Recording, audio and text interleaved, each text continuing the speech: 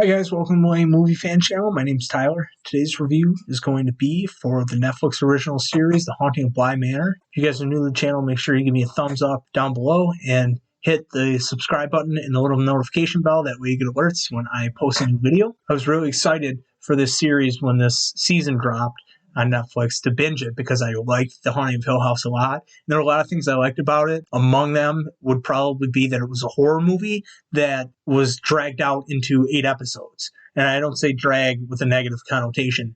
I like that it had time to breathe and focus on character, because a lot of horror movies are like 90-minute kill fests or a lot of like plot heaviness because they're short and you don't get to spend time with the characters or develop any kind of dynamic motivations for why they do what they do or why they are where they are or why you should even root for them not to get killed by these serial killers, by these monsters, by these ghosts. I think the Conjuring movies do that really well, where they have character, but they also have reoccurring characters. So they have each movie to breathe. And this kind of reminded me of that, where it has a story to the ghost and why they are dead and still living in this house that gets fleshed out throughout, usually in the later episodes. It follows that structure that they set up in The Haunting of Hill House. So in this series, The Haunting of Bly Manor, it's a similar concept. There's a house and there's spirits that live in the house and remain after death. And when they die, their faces fade away after a while. They can inhabit people's bodies if they say like a certain word. That was a little bit weird for me.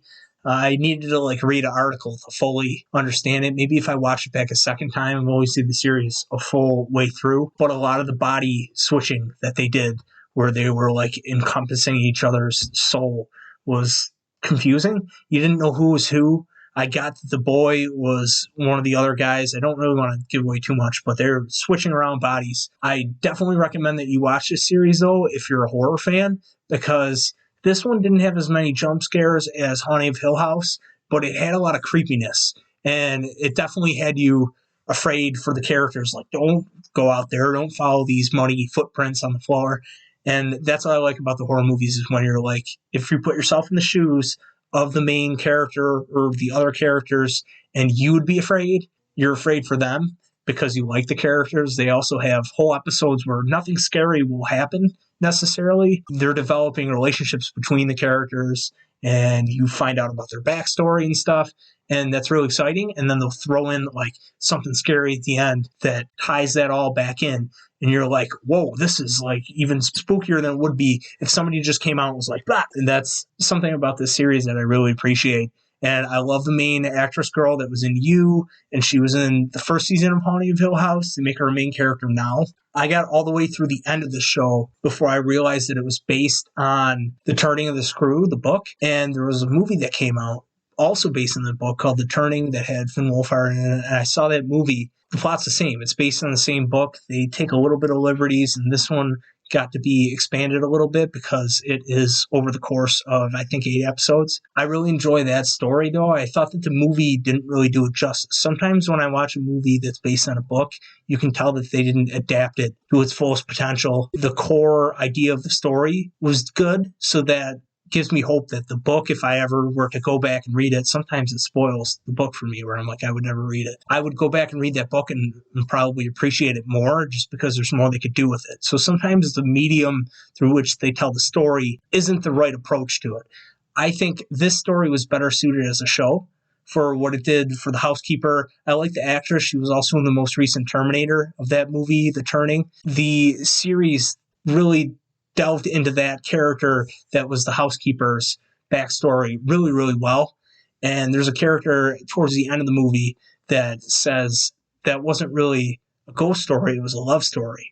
And this story has an underlying focus on the relationships of the characters with a scary setting, with scary things happening, and with a horror mentality to how they approach the show in each episode. There's an episode where they go into the backstory of the ghost the whole time. And you kind of know, because if you've seen The Haunting of Hill House, you know that's kind of the structure to which the show goes.